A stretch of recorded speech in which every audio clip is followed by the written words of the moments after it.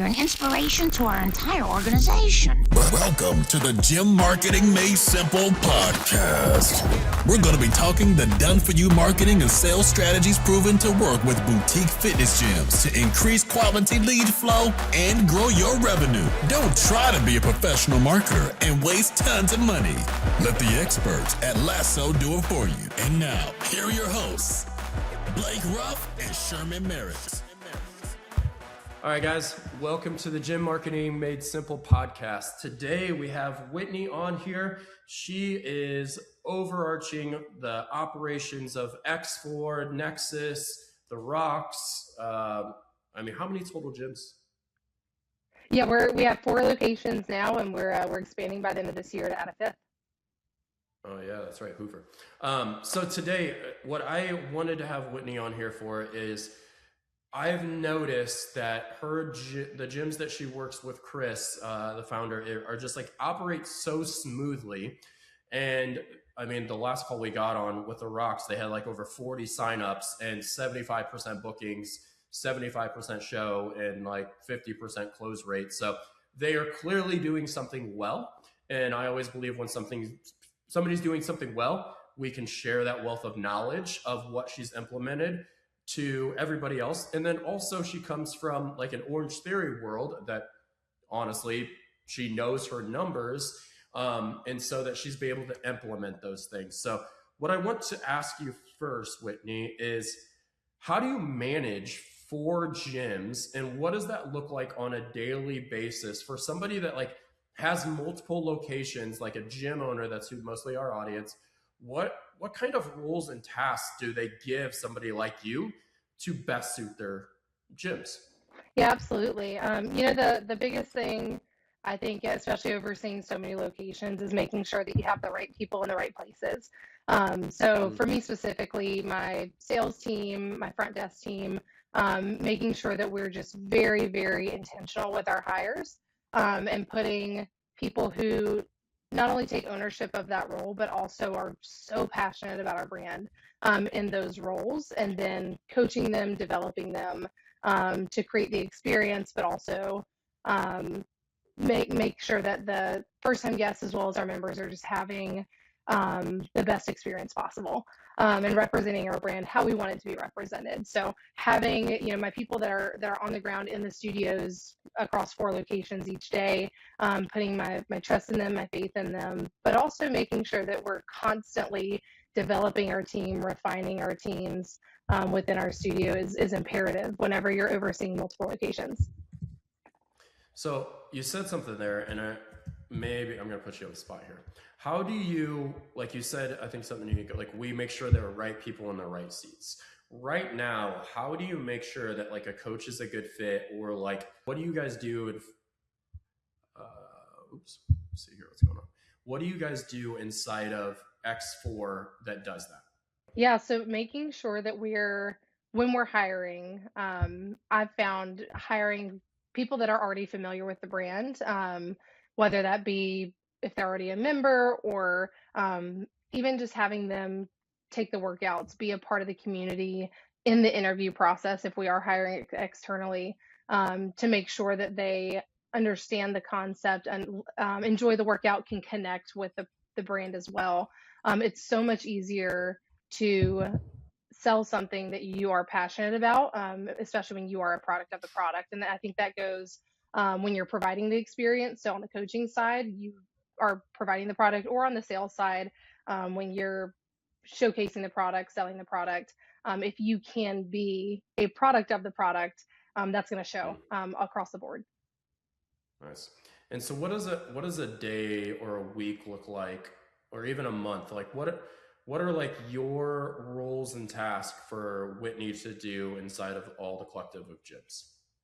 Oh goodness. So, biggest thing right now, especially as we are preparing to franchise X4, creating scalable, repeatable processes that we can show are proven, are working, are building our own locations. So that way we can then deliver that to franchisees in the future who want to continue with us with X4. Definitely number one priority. So Coming in when I started in September, taking the time just to observe what's working, what could we improve upon, where can we refine existing processes, but then also bringing in new processes, new systems.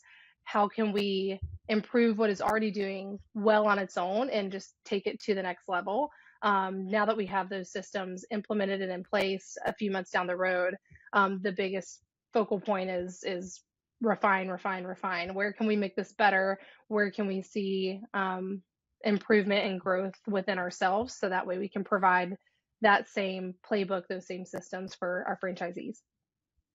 Nice. And what have you taken from the OrangeTheory world that you really liked and have implemented? Because all of us at the gym industry, and maybe you don't know this, but like we look at OrangeTheory as like they're doing something really like how do they open 400 members, do all this stuff? What have you like? I don't know, I mean, you probably don't care now, but what's the secret sauce that you've taken from there and be like, hey, I'm taking this and this has worked really well? Absolutely. You know, a big focal point across the board, and I worked for multiple different franchisees with OrangeTheories. I saw the same playbook, if you will, implemented a number of different ways. But the biggest key to growth is that you cannot improve what you don't measure. If we want to see growth and scalability, you have to track what you're trying to grow. If you're not keeping a constant tab on what you want to see and then finding a way, one, for you to track it, but then also gamify it almost in a way, if you will, for your teams to be a part of that growth. Make sure that they are feel like they are a part of something bigger than just their, clock in, clock out role, if you will. And getting the whole team on board is where you're going to see that success. That's awesome. I love that. Like, you can't improve what you don't track, because I think that so many people, I shouldn't say people, gym owners, or any business really, it's always based off feelings, right? That's right. I feel like this. And you're like, respectfully, I don't care how you feel. Right. What's the numbers say? Because that's only going to give us, and me and Tommy just got done and probably just came out before this, but you can't go anywhere if you don't know what the numbers say, because once you dial in the systems, it all becomes a math problem. That's right. In my mind. 100%. And it's like, like we got on the last call, I'm like, I'm just going to be honest. You probably can't make these any better. So your only choice is to spend more money. But I want to backtrack a little bit to say, what are the two things? What are the repeatable systems that you have implemented that have worked? And then how do you look at specifically a marketing funnel on our end? And the repeatable systems can be anything. Sure. But then, yeah, let's just tackle that first, and we'll go into my next question in a second. Yeah. Coming on with this company, the first thing that I wanted to make sure we implemented was our lead journey and our lead process. How can we make sure that we are taking care of those leads that are coming in, giving them the best experience possible before they even walk in the door? How are we catering to them? So implementing a lead nurture outreach within building a sales team, and then implementing that lead nurture process was first and foremost top priority initially. So what was the cadence for that? Like, because you don't have to say exactly what you say in each one, but like for somebody listening, okay, that sounds great, but like, what does that look like? How many days, how frequency, what does that look like? That's right. So day one, we call it, speed to lead. So are we getting in touch with that lead, ideally within 5 minutes or less of when they come in? A call, a text, an email, whatever we need to do to get in touch with them while that thought is fresh on their brain, while that feeling, that emotion is fresh with them, while they've recently made that connection with us. After that first outreach, my team does a 14-day cadence. So we spend 2 weeks starting more frequent towards the front end of those 2 weeks, getting a little less frequent as we get towards the end, as that lead starts to cool off a bit. But just being very intentional with our verbiage. Our outreach is, and our cadence, we are very intentional, not necessarily aggressive, but just very systematic with that. However, our verbiage is very relational. It is very them oriented, not us oriented, to make that connection with them, and then to invite them in and see what we're about. How many times do you call within 14 days? We're calling 6 times minimum Okay. within Okay. 14 days. What happens after the 14 days? So once that 14 days is up, they go into more of a monthly outreach at minimum. So we're still Okay. following up with them. They're getting our newsletters. And those are manual outreaches That's right. okay, got it. So they're getting automations, but they're more just monthly tasks. That's Is right. that correct? Okay, got it. Those Okay, first cool. 14 days, those are manual. We are very diligent. We want it to be personable. We want to be right there very quickly if and when they do respond within those 14 days. Beyond the 14 days, we rely more so on automations, but still we'll do manual outreach. A big focus for my team is we always have someone we can reach out to. There's always work to do. So Yep. if we're finished with our 14-day follow-ups for that day, all of the other contacts that they have on their call list for the day, then we would go back in and we may start doing some manual outreach to those older leads. Gotcha. And so we got leads and then the nurture cycle. And then what happens, or actually tell me, yeah, let's go next stage. So then you have booked appointments. What is your gold standard, and what's your hey, that we need to hit this number from leads to booked for you? So I'm looking for, we're shooting for a minimum of 65%. We typically see higher than that, but if we can consistently book leads that come in to get them to book a class 65%, we're going to be on the right track to see what I ultimately would like for our team to see with our lead to conversion overall. Was that OTF as well? Yes. Kind of the standards? Yeah. Okay. OTF aimed for 60 to 65%. Okay. So that means though, if only 60% booked, 40% did not book. That's right. Right. And I'm saying that for gym owners listening to this, that not every lead is going to book an appointment. It doesn't mean they're a bad lead. That's right. And so you get 60% booked. Let's take hypotheticals. You get 100 leads, you got 60 booked, right? Then show rate. So we got them booked, and you guys do at the Rocks free trial. Do you do the same thing at X4? We do. We do free trials across the board. Okay, so it's free trial. So 60% booking in a free trial is really good. So booking to showed, what is the percentage there? And then on top of it, what do you do? Because a free trial is they know class is going on. They don't care if they show up a lot of times. So what do you do to make that percentage a good percentage to make sure they show? How many days are you booking that out? What's the cadence to make sure they're coming? What happens in that? Yeah, so we are very intentional. I'm very intentional with the verbiage that my team uses when across the board, just making sure that we are tapping into choice architecture, urgency, using very you-oriented language instead of we-oriented language. But in regards to the urgency, we are giving either today, this morning or this evening, or today or tomorrow as that first option. The sooner we can get them in, again, when they are submitting their information via our paid ads or via our website, that is when they have the most connection to us. And the sooner we can get them in, the closer we can get them into that initial thought, the more likely they are to show, and then also the more likely they are to convert after showing up for that experience. So we're aiming for 24 to 48 hours at most. Does that always happen? No. And we do have very intentional systems in place. If someone does book further out, to remind them of that, still stay in contact with them. So it's not just a book and then they're off into the abyss until their free trial for a week or however long later. But urgency is key. Nice. And then what's the percentage of show from booked? Anything over 60% show rate, I'm happy with. We at the Rocks especially tend to see higher. And even at our X4 locations, since implementing a confirmation automation, but also manual cadence within the team, we've seen a higher than 60% show rate. So 2 questions. 60% within 2 days. I'm putting you on the spot again. You may not know this number. It's fine if you don't. Do you know what the percentage drops to after 3 and more if they book? I don't have the data in regards to when they book versus when they show, just an overall show rate. So certainly more likely if it's sooner than later. However, overall show rate is what I typically look at. Yeah.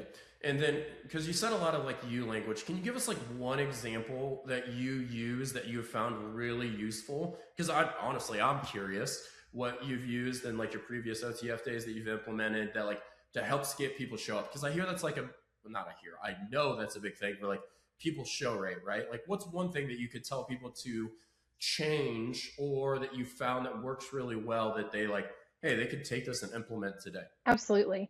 So using that before they arrive to their free trial, rather than saying, "Hey, we come check us out." It's when would you like to come in for your first workout? And just making it more about them. And those small changes, it's not noticeable if you're not aware of the intentionality behind it, but it just puts them in a mindset of this is not us wanting to showcase ourselves. It's about you receiving what you're looking for and becoming a part of it. Whenever that lead comes in for their free trial, that's when we really lean into this is not our lockers, our gym, our check-in tablet. These are your lockers. This is your gym, your equipment, your check-in station, whatever that may be. And just giving them that mindset that this is their home. Yeah. And that reminds me of like story brand when I went through all that stuff. Like when you make the customer the hero, you're always going to win. Right. That's right. And but when you make it about you're the hero, it's not about them anymore. So if you're, and so interesting to hear that like the small tweak, right? Like, hey, we'd love to get you in, things like, hey, when would you like, and make it all about them, because then you become what's called the guide, right? Like you're just the bridge in between them getting the results, but you're making them the hero, right? That's right. And I won't get geeky of like, if you watch every movie, it ruins it when you realize who the hero, who the guide is and all that stuff. But yeah, okay, cool. So then we're going 60% is your standard. Then you said show rate was, what was that? Also aiming for 60% or higher. Okay, 60%. You're going to notice a trend. And so, yeah, and then close rate. We got them to show up, right? Free trial. And then you guys actually have a low barrier offer for month one, right? That's right. All the studios. So it's more like, hey, it's a lower price tag on month one to kind of get them into that. What's the percentage? And then when does that sale happen? Is that sale happening at the end of class, before the class? Is it happening after, like the next day? Like, how does that work? Absolutely. So we really lean into providing the value before we then make the sale. So we always wait until after the free trial, the free class, to talk about our membership options or any of our offers, unless the first time guest initiates that conversation beforehand or asks a question beforehand. We're never going to defer a question and say, we'll talk about that after class. If they want the information, we'll give it to them. But the more value we can add to the membership before we start talking about cost and commitments or any of that, the better that conversation can be. So we're having that conversation as soon as their free trial class is over, before they walk out the door. We want to make sure that they understand what we can offer them, how we can tie that into what they're looking to accomplish with their goals, and then ideally making that sale before they leave. Gotcha. And what's the conversion rate? Is it 60% again? Yep. You got it. Okay. 60 as target. Again, we typically tend to see higher than that, especially at the rocks there, a higher conversion. But if it's above 60%, that's what we're aiming for. If it's below 60%, that's when I'm going to start doing a deep dive and see where the disconnect is. Okay. So let's go back to the theory. We got 100 leads, which is a lot, right? You could do this either way with a amount of leads. 100 leads, that means 60 booked, 36 showed, and then times 0.6 again is 21. So your goal is it 21% conversion? 20% is, stellar, top notch. Oh yeah. What I saw with with my previous experience was we were shooting for about 19%. Was gold standard. If it was anywhere in that 15 to 19 range, you were in a good spot. Anything less than 15%, and then again, that's where you're kind of looking for where's the discrepancy there. I would say if I'm seeing above 15%, we're in a good spot. But if we can consistently hold at 19, 20% or more, then we're doing something right. Yeah. And so I don't want to get too much on OrangeTheory, but how many franchises do you know that OrangeTheory had when you were there total? Franchisees or Yeah. stores? Like locations. Oh, we were locations. We were well over 1,500. So 50, like if you guys are listening to this and people don't believe us, 1,500 studios knows the data, right? And they use the benchmark of 15% conversion. And because, like I said, the gym industry looks at OTF like, how do these people do it, right? And that's like, we could just backtrack. Like, when you opened a studio, this is my own curiosity. So when you guys open studios and maybe you know this number, maybe you don't. How many signups were you guys going for at OrangeTheory, and how many leads did you need? With a new opening studio or with an existing? Yeah, with a new one. Yeah, with new opening studios, I mean the cream of the crop standard is you're aiming for what we call the 500 club. So if you can open with 500 members, that is your gold star, top notch. Are all locations opening with that? No. But that is, if you are wanting to be an elite location, then yes, you're aiming for 500 members at within I believe the first month maybe of opening. Okay. And then 2 questions: how many leads and how much spend did they have to spend? Oh, if I'm being transparent, I couldn't tell you that. I'm not sure. Okay. I mean, 500 members, if you're converting on a 15%, right? That would be, oh shoot, I don't know, my math's not great, but like times 0.15. It's not right. That's 5,000 leads times 750. Okay, so it's probably around, I mean, if you take 3,000 leads times 0.15, 450 members, 3,000. And if it costs you, let's just say $10 a lead, and that's really cheap. Actually, let's just take 15. It costs you $45,000 for an opening on ad spend. That's crazy. So that just gives you guys a relative idea. And granted, if your conversion rate's higher, the number goes down. So let's go back. So you got sign up 60, 60, 60.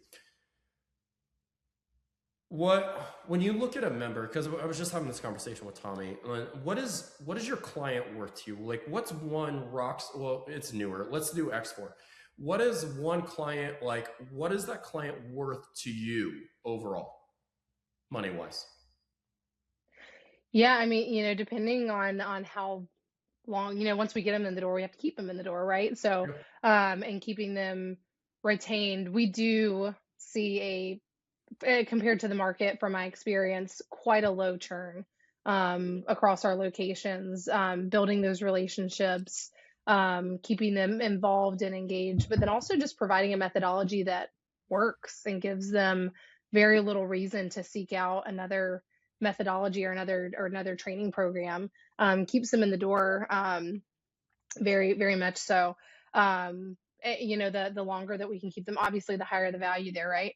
So if we're looking at a 1 year average lifespan, right, with our membership costs, then you're looking at an average member value of upwards of $1,500 to $1,800.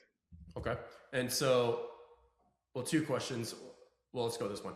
If I said your client was worth $1,800 as a gym, and maybe it's more a Chris question, but like, how much would you pay for that client? Yeah, that client. Sure. Yeah. As far as getting them in the door, I mean, if their lifespan is going to be that 1,800, then obviously like what it takes to get them in the door is going to be worth it if we're not looking at a higher lead spend than, at minimum that first couple months of membership. And then it's just going to continue to, as from a business perspective, pay for itself, right? Exactly. And that's what I was getting at, because me and Tommy just geeked out like last episode when people watch this.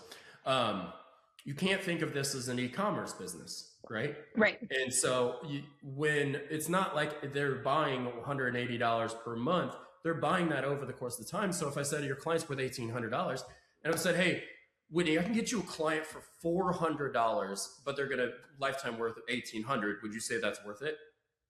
Yeah, potentially. Okay. So basically, if your ad spend, let's say it's 1,500, that's only 3 to 4 more, right? Oh, on top of what? But that compounds over itself every single month, right? Because then you got more. And then as long as your churn, as long as that variable of your leg stays 12 to 18 months, the maths, right? Right. So you do have to be willing to take that risk on yourself, right? Are you going to do the work after you get them signed up, after you get them in the door, get them signed up? Are you willing to then do the work on the back end to keep them? Because it is always going to be it's always going to cost less to retain a member than to bring in a new member, right? But if we can, the more new members that we can bring in, and then the more that we can retain, I mean, that's growth. Yeah. So what is your guys' churn right now across? It's easily low, build 5% or less, month over month. 5. If it's more than 5%, we're concerned. We typically keep it much lower than that. Gotcha. And what's the let's just take Birmingham. How many members does that have?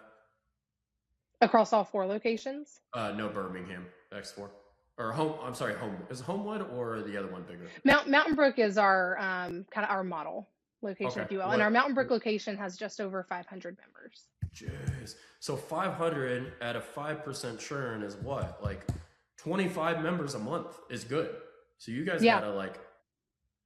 And we, like I said, we typically are seeing closer to the 10s or the teens, as opposed to in the 20s with those churns. Yeah.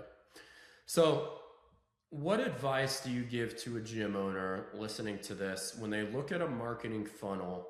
How have you stepped back objectively and said, feelings aside, how do I look at this and look at Lasso and what we do, and then look at it as like just totally your opinion and your input, not mine, but like, how do you like look at this, and what is like key metric to say this is working or not? In regards to our for your incoming marketing leads funnel and working with us. Yep, absolutely. If we can see that the leads that are coming in are the quality lead that we're looking for, right? So the target audience, we've pinpointed and you guys have pinpointed the avatar well, and then in return I can monitor and see that there's our systems, our processes are operating to the standard that they should. Then we will see the results that we're looking for, and honestly we would likely see well above those standards that we've talked about, kind of those baseline targets, if you will. And that is what we're seeing. The quality of leads that are coming in, it's if we are then doing our job to nurture them well, once they come in the door and they are the target audience we're looking for, then the math will math and the numbers will not lie. When we start to see below those standard KPIs that we're looking for, then we would take a look at, is it a process issue? Do we need to readjust our targeted audience? Do we need to make an adjustment to our ads that we have out there, whether it be the visual or who we're targeting, make those adjustments and then see where we see the improvement. But if you at Lasso are doing what you are saying that you will, and we are then doing our job on the back end to do what we say we will and to take care of those leads, then everything else, then the numbers won't lie and they're going to take care of themselves there. Yeah. And I think one thing you guys do really, really well, and I commend you guys, is you look at the percentages and say, this is where the problem is, and let's address this first before we, like, if it's booking to shows and it's 30%, we clearly have a problem there, right? Mm-hmm. Like, we got to fix that, right? We can't mess with anything else until we fix this. Like, we can't say signups are not good because I know those percentages in between. That's right. You're looking at the marketing funnel is like, hey, I always compare it like a chain, right? If there's a kink in the chain, everything downstream doesn't work. Until you fix that kink, you don't know if anything else is not working. That's right. Right. And so you have to address those. And I think that's a huge takeaway for gym owners to be like, I got to first fix this. Like, I can't tell you like it's a lead problem when you had 5 people show up and you only closed 1. That's probably a sales problem. Because they didn't drive across town and sit in front of you or come try a class and then not sign up. That's a horrible conversion problem. Let's fix that first, right? And I think, and that's where we got to on the last call with you guys, is like, you're 75%. Like, realistically, there becomes a space and time where like 1% doesn't matter. It always matters. But what could get you faster? Spending more money or trying to do the 1%? That's probably going to cost way more overhead, way more another job, like hiring somebody else to do that position. You're like, no, I just want more gas. Like, I just need more gas on the top and more leads in this funnel to go faster. And I think that's one thing that like you guys have done amazing, is just because people ask, like, and Chris has asked me, like, why can't everybody else do, like, I don't understand why we're so different. And I'm like, dude, it's actually not that it's not your ads that are different. It's your people and your process. Right. And you always, and just like we had a meetup for Lasso, it's either a people or a process problem. Yep. And you have to address one of those. Until you fix the process, you don't know if it's a people problem. That's right. And, you know, with, you know, saying that, with making sure that we are doing our due diligence, right, to follow up with those leads, to give them a top-notch experience once they come in the door. You know, we can just from what we've seen, you know, when I came on with X Collective in September, I know we started our partnership with Lasso fully around that time as well, across all of our locations. And just the you know, refining the processes. I know that we've worked together to refine our avatar, who our target audience is, making sure that we are putting in the work to narrow that down as much as we can, and make sure that we have our circles where we want them to be. The results are already showing. I mean, month over month, all the way down from those KPIs, and then also showing the return in our revenue. And I mean, that the numbers just can't lie, right? Yeah. Just to see the improvement from when these systems were implemented, operated, and refined over time. The growth just keeps happening. Yeah, and I think one thing, you know, on our last call, and I love Chris, is such a great operator, really owner, and really delegates really, really well. And one thing he's like, you know, what if we test this? And I'm like, the system's not broken. The system is great. Just do more of the system, right? Do more of what's working. And because the test, you don't know if it's working, right? You can do that. That's okay. But at the same time, put more in the system until it breaks, right? Until it doesn't work anymore. And I think all of us as business owners, we chase the shiny objects rather than being like, sometimes the simplest answer is do more of what's working, right? And just to focus more on that and go faster. Because it's like, you guys had 40 sign up at the Rocks, and I'm like, this is insane. Like, hey, that sounds like way too many if you're asking me, but like, you're like, no, we can handle it. Okay, like my only question is, how fast do you want to go? Let's do the math of what's the CAC. Okay, spend this. Let's do that, right? And that's just where it becomes. So my final question for you, and you've given, like, I think one thing, many things you've said, is knowing your percentages. You can't grow what you don't measure was huge for people to see, because I've always said, and like I go back to like Mark Cuban, like, if you don't know your numbers, you don't know your business, right? Right. If you don't know those things, you don't know what lever to pull. What is there anything else that you feel like are golden nuggets that like you've just experienced doing all of this stuff, and like, and I say this to Whitney, like things that you may think are like super simple, and because like I do marketing all day and I don't vocalize the stuff that I think is super simple, but sometimes it's like, oh my gosh, that's like the golden thing. What have you learned in your experience working with franchises and X Collective and all this stuff that like, hey, if you were able to move your business forward, here are some of the things, like 1, 2, 3 practical things that you've done. Sure. You know, I think first and foremost, and again, like you mentioned, we've already touched on this quite a bit, but you've got to know the numbers. You've got to know the ins and outs. This is, you know, fitness is such a people-oriented industry, and it should be at its core and at its heart. Like, that is what we do. But I've had many conversations of, you know, do you want this to be your hobby, or do you want this to be a business?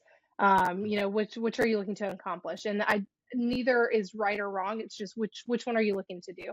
And that is the difference between, are we going off of feeling, or are we also considering the data? Are we also looking at the health of the business so that way we can continue to grow the business? With my background, when I got into the fitness industry, I was purely on the fitness side, coaching, and then developing coaches, growing our experience, and focusing more on retention before I even got into the sales side. And the biggest way that I can find to bridge that gap, and I think sometimes in the fitness industry, because you want to make it so people oriented, it almost seems like they cannot coincide, being focused on people, but also being focused on growing a business. And that just couldn't be farther from the truth. The healthier we can make our business, the more lives we have the ability to impact. So we can focus all day. Our number one mission is to change lives, help people accomplish their goals. But the factor that's going to hold us back from being able to do that long term, and widespread, is the health of our business. So the more that we can tie those two together, especially if you are a gym owner who got into this industry because you're passionate about fitness, because you want to have that impact on people's lives, that is where you can bridge that gap the most effectively, and give yourself the most duration to be able to do so, not just for 1, 2, 3 years, but significantly long term into the future. That's awesome. So I think most of the people we have listening to this are gym owners. If you're a gym owner and you don't have like an operations manager or a GM, like, you should be doing all this stuff yourself. But if you ever get a GM, or an operator, save this podcast, send it to somebody. And if they can't do this stuff, because I'll give you, I don't want to boost your ego too much, but like, you're the pinnacle of like GMs, of like operators that I've seen. That's like, we get on calls and it's like, here's my numbers, here's the data, right? Like, it's not objective, like how I'm feeling. It's like, no, we're going over what matters, and we're focusing on what matters, right? And then we don't get distracted by the shiny objects. We get distracted. How do we make this better, and how do we go faster? And how do we fix the things, and we move forward, right? And so finding that person that knows the numbers, that can dial in those systems, that dial in those processes. So you guys save this episode. Again, Whitney, thanks for coming on. I think this is like so valuable for even gym owners and GMs to hear, that they'll be like, wow, A, I'm not doing any of that, or B, like, this is what I should be doing to grow my business. Yeah, thanks for having me. Awesome. So if you guys like this, save this podcast, share it with a friend, and we'll see you soon. Yeah. Thank you for listening to the Gym Marketing Made Simple podcast with Blake Ruff and Sherman Merricks. We hope you enjoy. We believe marketing should increase revenue and not waste money. So book your free call today. Head on over to lassoframework.com. That's lassoframework.com, and find the right words, get more customers, and increase your revenue. We'll see you here next time.